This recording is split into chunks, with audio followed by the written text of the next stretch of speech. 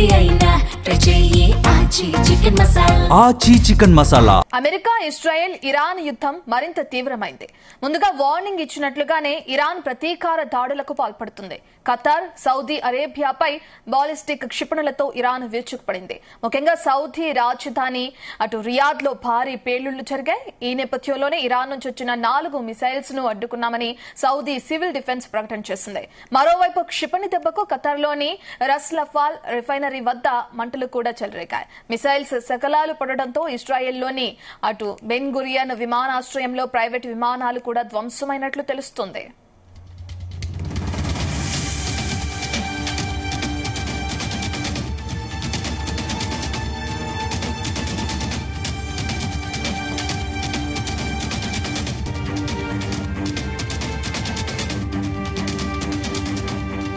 పశ్చిమాసియాలో చమురు, సహజ వాయువు కేంద్రాలే యుద్ధ క్షేత్రాలుగా మారిపోయాయి. దానికి సంబంధించి ఇప్పటికే ఏ విధంగా అయితే విజువల్స్ ని కూడా మనం స్క్రీన్ పైన చూడొచ్చు.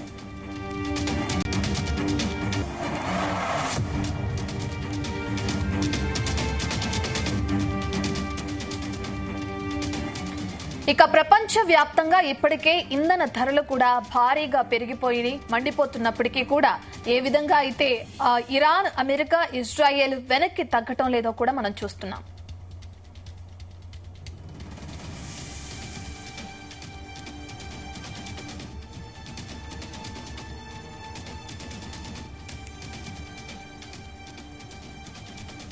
పశ్చిమాసియాలో చమురు, సహజ వాయువు కేంద్రాలే యుద్ధ క్షేత్రాలన్నీ మారిపోతున్నాయి. ప్రపంచవ్యాప్తంగా ఇప్పటికే ఇంధన ధరలు మండిపోతున్నప్పటికీ ఇరాన్, అమెరికా, ఇజ్రాయెల్ వెనక్కి తగ్గటం లేదు. యుద్ధం ఇవాల్టికి 20వ రోజుకు చేరుకుంది. ఇరాన్ లో అతిపెద్ద సహజ వాయువు క్షేత్రమైన సౌత్ ఫాన్స్ పై ఇజ్రాయెల్ సైన్యం భీకర దాడికి దిగింది. ఇక్కడ నిత్యం 100 మిలియన్ క్యూబిక్ మీటర్ల నేచురల్ గ్యాస్ ఉత్పత్తి అవుతుంది.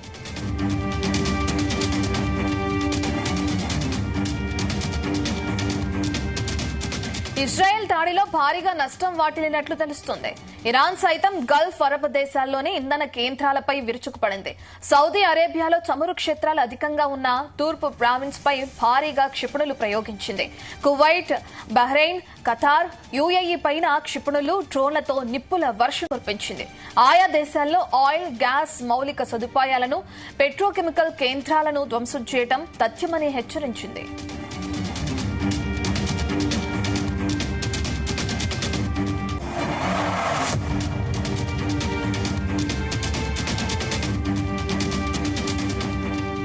వాటి శాటిలైట్ ఫోటోలు విడుదల చేసింది. అక్కడ పనిచేస్తున్న కార్మికులు, స్థానికులు సురక్షిత ప్రాంతాలకు వెళ్లిపోవాలని ముందుగానే సూచించింది.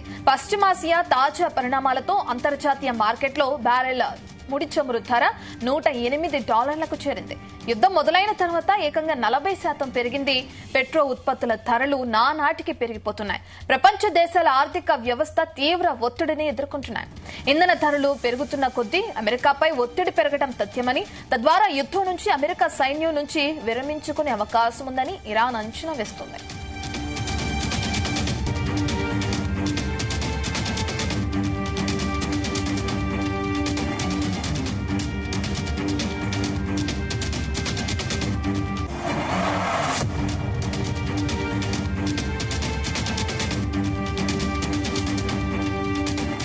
ఇక ఇజ్రాయెల్లోని టెల్ అవీవ్ లో రైల్వే స్టేషన్ పై ఇరాన్ సైన్యం దాడికి పాల్పడింది.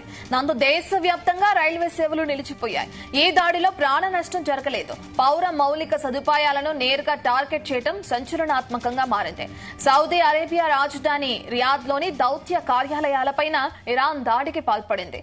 ఇరాన్ ప్రయోగించిన 2 డ్రోన్లను సౌదీ అరేబియా సైన్యం కూల్చేసింది. ఇక్కడ అమెరికా ఎంబసీతో పాటు ఇతర దేశాల దౌత్య కార్యాలయాలు ఉన్నాయి. ఇక రియాద్ లో బుధవారం సాయంత్రం భారీగా పేలుళ్ల శబ్దాలు వినిపించాయి. ఇరాన్ రాజధాని బాగ్దాద్ లోని అమెరికా ఎంబసీపై 2వ రోజు బుధవారం కూడా దాడి జరిగింది. ఇరాక్ లోని అమెరికా స్థావరాలపై నిత్యం దాడులు జరుగుతున్నాయి.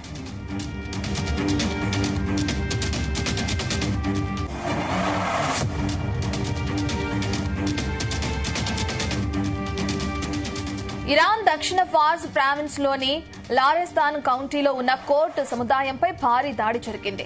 ఈ ఘటనలో కనీసం 8 మంది మరణించారు. యుద్ధం మొదలైనప్పటి నుంచి ఇరాన్ లో ఇప్పటిదాకా 20,000 మందికి పైగా బలయ్యారు. ఇజ్రాయెల్ నిఘా సంస్థ మొసాద్ కు గూఢాచారిగా పనిచేస్తున్నాడన్న ఆరోపణలతో ఓ వ్యక్తిని ఇరాన్ ప్రభుత్వం ఉరితీసింది. ఇరాన్ లోని కీలక ప్రాంతాల సమాచారాన్ని మొసాద్ కు చేరవేస్తున్నాడని అతడిపై ఆరోపణలొచ్చాయి.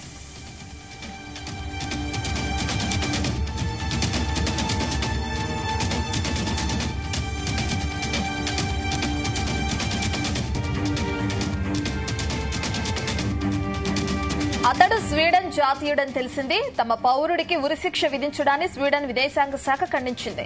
లెబనాన్ లో మిలిటెంట్లను అంతం చేయడమే లక్ష్యంగా ఇజ్రాయెల్ సైన్యం దాడులు కొనసాగిస్తుంది. బుధవారం రాజధాని బీరూట్ లో అపార్ట్మెంట్లపై క్షిపణులు ప్రయోగించింది. అయితే ఈ దాడుల్లో 10 మందికి పైగా జనం మరణించారు.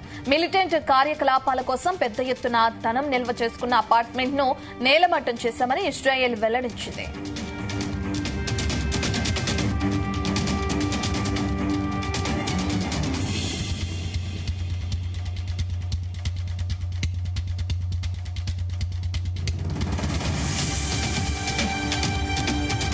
హర్మూజ్ జలసంధి సమీపంలో ఇరాన్ మిసైల్ కేంద్రాలను ధ్వంసం చేయడానికి అమెరికా సైన్యం ఇప్పటికే 5,000 పౌండ్ల bunker buster బాంబులను ప్రయోగించింది.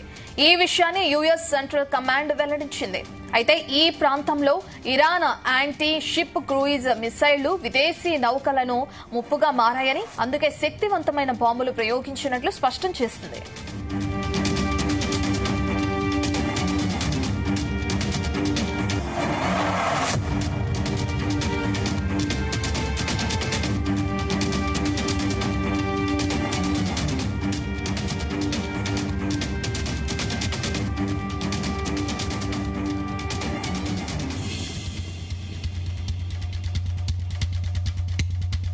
America Israel Iran యుద్ధం మరింత తీవ్రమైంది. ముందుగా వార్నింగ్ ఇచ్చినట్లుగానే ఇరాన్ ప్రతీకార దాడులకు పాల్పడింది.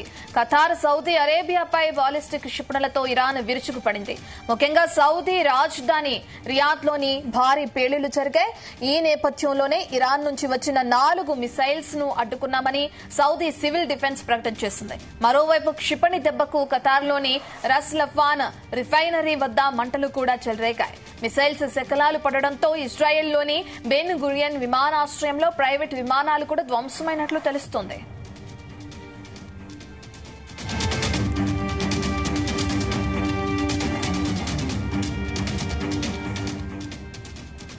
ఇక పశ్చిమాసియాలో చమురు, సహజ వాయువు కేంద్రాలే యుద్ధ క్షేత్రాలుగా మారిపోతున్నాయి.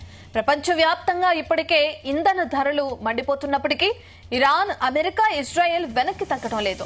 యుద్ధం ఇవాళ్టికి 20వ రోజుకు చేరుకుంది. ఇరాన్ లో అతిపెద్ద సహజ వాయువు క్షేత్రమైన సౌత్ ఫాస్ పై ఇజ్రాయెల్ సైన్యం భీకర దాడికి దిగింది. ఇక్కడ నిత్యం 100 మిలియన్ క్యూబిక్ మీటర్ల నేచురల్ గ్యాస్ ఉత్పత్తి అవుతుంది.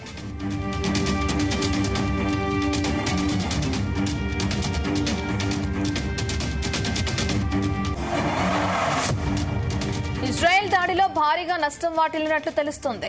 ఇరాన్ సైతం గల్ఫ్, అరబ్ దేశాల్లోని ఇంధన కేంద్రాలపై విరుచుకుపడింది. సౌదీ అరేబియాలో చమురు క్షేత్రాలు అధికంగా ఉన్న తూర్పు ప్రావిన్స్ పై భారీగా క్షిపణులు ప్రయోగించింది. కువైట్, బహ్రెయిన్, ఖతార్, యుఏఈ పైన క్షిపణులు, డ్రోన్లతో నిప్పుల వర్షం కురిపించింది. ఆయా దేశాల్లో ఆయిల్, గ్యాస్, మౌలిక సదుపాయాలను, పెట్రోకెమికల్ కేంద్రాలను ధ్వంసం చేయడం తథ్యమని హెచ్చరించింది.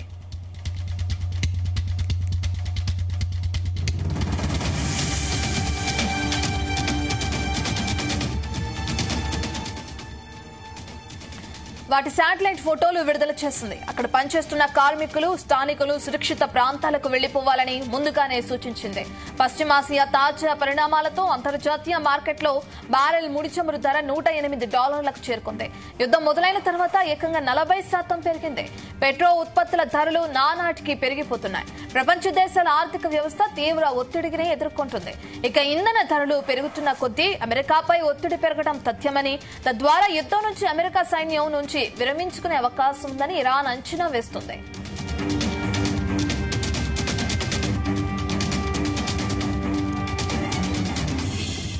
ఇజ్రాయెల్లోని ఇజ్రాయెల్లోని టెల్ అవీవ్ లో రైల్వే స్టేషన్ పై ఇరాన్ సైన్యం దాడికి పాల్పడింది. దీంతో దేశవ్యాప్తంగా రైల్వే సేవలు నిలిచిపోయాయి. ఈ దాడిలో ప్రాణ నష్టం జరగలేదు. పౌర మౌలిక సదుపాయాలను నేరుగా టార్గెట్ చేయడం సంచలనాత్మకంగా మారింది. సౌదీ అరేబియా రాజధాని రియాద్ లోని దౌత్య కార్యాలయాలపై ఇరాన్ దాడికి పాల్పడింది. ఇరాన్ ప్రయోగించిన 2 డ్రోన్లను సౌదీ అరేబియా సైన్యం కూల్చేసింది. ఇక్కడ అమెరికా ఎంబసీతో పాటు ఇతర దేశాల దౌత్య కార్యాలయాలు ఉన్నాయి. అటు రియాద్ లో బుధవారం సాయంత్రం భారీగా పేలుళ్ల శబ్దాలు వినిపించాయి. ఇరాక్ రాజధాని బాగ్దాద్ లోని అమెరికా ఎంబసీపై 2వ రోజు బుధవారం కూడా దాడి జరిగింది.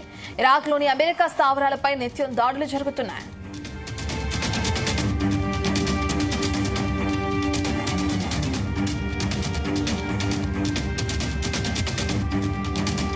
ఇరాన్ దక్షిణ ఫ్రాన్స్ ప్రావిన్స్ లోని లారెస్తాన్ కౌంటీలో ఉన్న కోర్టు సముదాయంపై భారీ దాడి జరిగింది. ఈ ఘటనలో కనీసం 8 మంది మరణించారు. యుద్దం మొదలైనప్పటి నుంచి ఇరాన్ లో ఇప్పటిదాకా 20,000 మందికి పైగా బలయ్యారు. ఇజ్రాయెల్ నిఘా సంస్థ మొసాద్ కు గూఢచారిగా పనిచేస్తున్నాడన్న ఆరోపణలతో ఓ వ్యక్తిని ఇరాన్ ప్రభుత్వం ఉరితీసింది. ఇరాన్ లోని కీలక ప్రాంతాల సమాచారాన్ని మొసాద్ కు చేరవేస్తున్నాడని అతడిపై ఆరోపణలొచ్చాయి.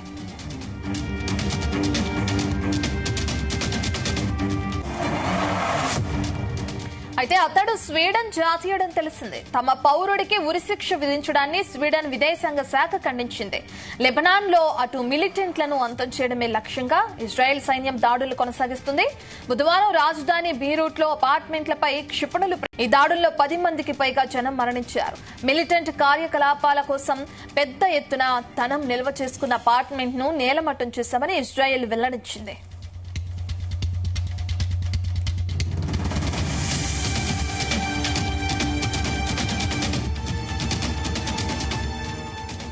హార్ముజ్ జలసంధి సమీపంలో ఇరాన్ మిసైల్ కేంద్రాలను ధ్వంసం చేయడానికి అమెరికా సైన్యం 5,000 పౌండ్ల బంకర్ బస్టర్ బాంబులను ప్రయోగించింది.